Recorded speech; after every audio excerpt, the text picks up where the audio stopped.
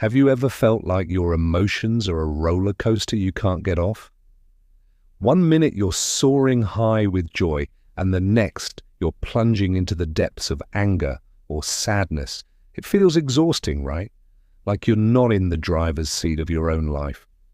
What if I told you there's a timeless wisdom, an ancient key that can help you regain control, not by suppressing your emotions, but by understanding them? Today, we're diving into the profound teachings of Buddhist philosophy to uncover the secret to not being controlled by your emotions. Let's start with a simple but powerful idea. You are not your emotions. Think about it. When you feel angry, you say, I am angry. When you feel sad, you say, I am sad. We identify so strongly with these feelings that they become our entire reality in that moment. But Buddhism offers a different perspective. It suggests that emotions are like clouds passing through the vast, clear sky of your mind. The sky itself, your core consciousness, remains untouched and serene. The clouds, your emotions, are temporary visitors.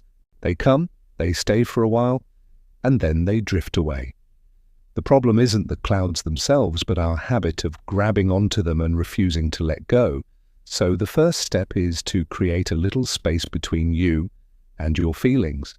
This is where the practice of mindfulness comes in. Mindfulness is simply the act of paying attention to the present moment on purpose without judgment. When a strong emotion like anger bubbles up, instead of immediately reacting, try to just observe it. Notice the physical sensations. Maybe your chest feels tight, your face gets hot, or your fists clench. And don't judge these feelings as good or bad. Just acknowledge them. You can say to yourself, anger is here. This is what anger feels like in my body. By doing this, you're shifting from being the anger to being the observer of the anger. This small shift is monumental. It's like stepping out of the torrential rain and watching it from under a shelter. You can see the storm, feel its power, but you are no longer being drenched by it.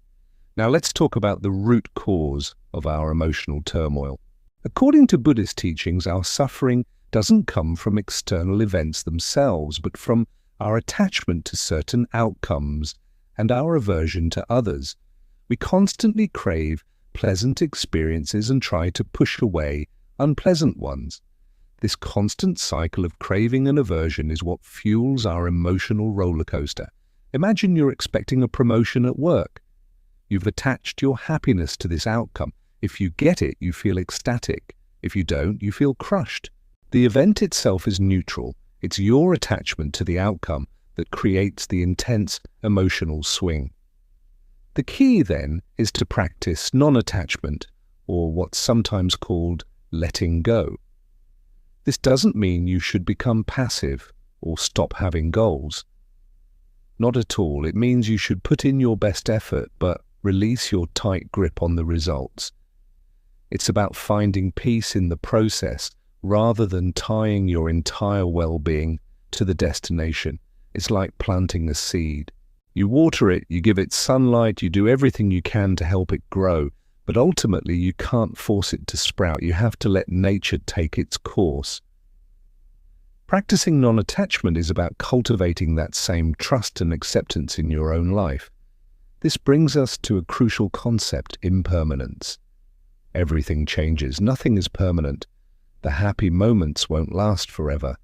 But here's the good news: the painful moments won't last forever either. When we truly understand and accept the transient nature of all things, including our emotions, they lose their power over us. When you're feeling joyful, you can savor it fully, knowing it's a precious, fleeting moment.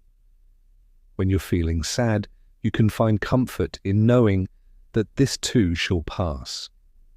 Resisting pain only makes it stronger. It's like trying to hold a beach ball underwater. The more you push it down, the more forcefully it will pop back up. Instead, if you allow the feeling of sadness to just be, to float on the surface of your awareness, it will eventually drift away on its own. So, how can we put all of this into practice in our daily lives? Let's walk through a scenario. Say a coworker makes a comment that really irritates you. Your immediate instinct might be to snap back or spend the rest of the day replaying the conversation in your head, fuming. Here's the mindful approach. First, pause. Take a deep breath. Instead of reacting, turn your attention inward. Notice the feeling of irritation. Where do you feel it in your body? Is it a knot in your stomach, a tightness in your jaw? Just observe it without judgment. Remind yourself, this is the feeling of irritation. It is a temporary cloud passing through my mind. Next, investigate the root of the feeling. Are you feeling disrespected? Is your ego bruised? By looking deeper, you're not just reacting to the surface emotion, you're understanding its cause. This is not about blaming yourself or the other person, it's about gaining insight. Maybe you recognize that your reaction is fueled by an attachment to being seen as competent, and your coworker's comment threatened that. This awareness is incredibly empowering. Finally, practice non-attachment. You can't control what your coworker says or does. You can only control your response. Acknowledge the feeling of irritation, understand where it comes from, and then consciously choose to let it go. This doesn't mean you condone their behavior. It means you are choosing not to let their behavior dictate your inner peace.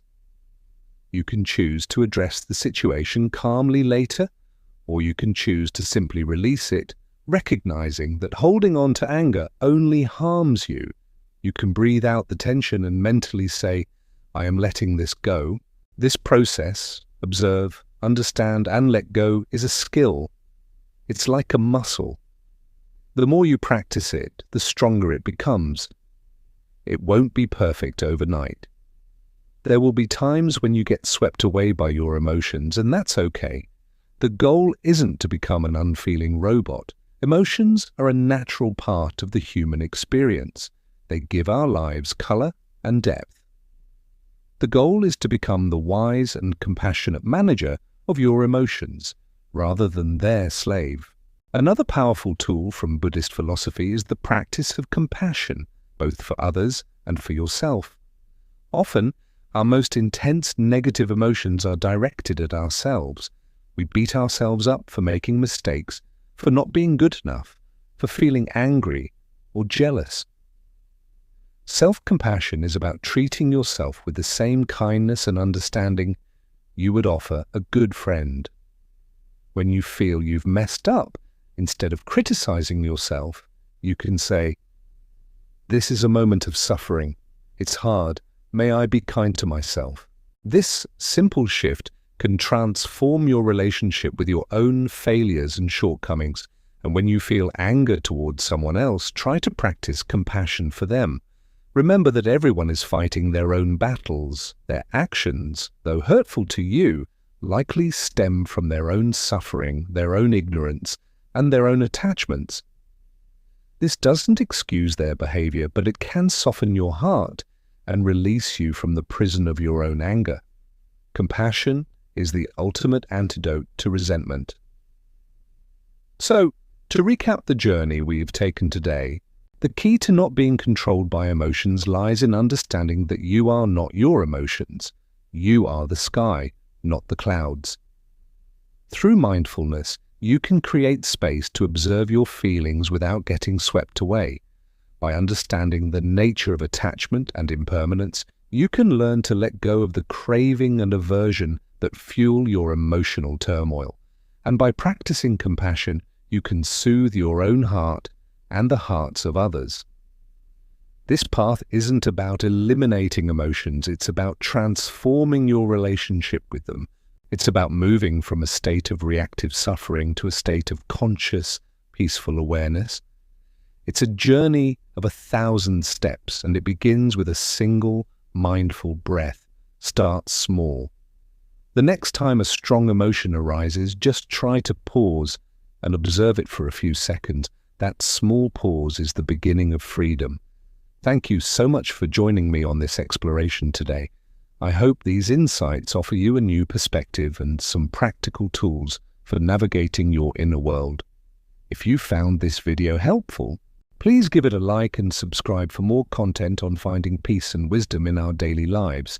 I'd love to hear your thoughts in the comments below. Take care and be well.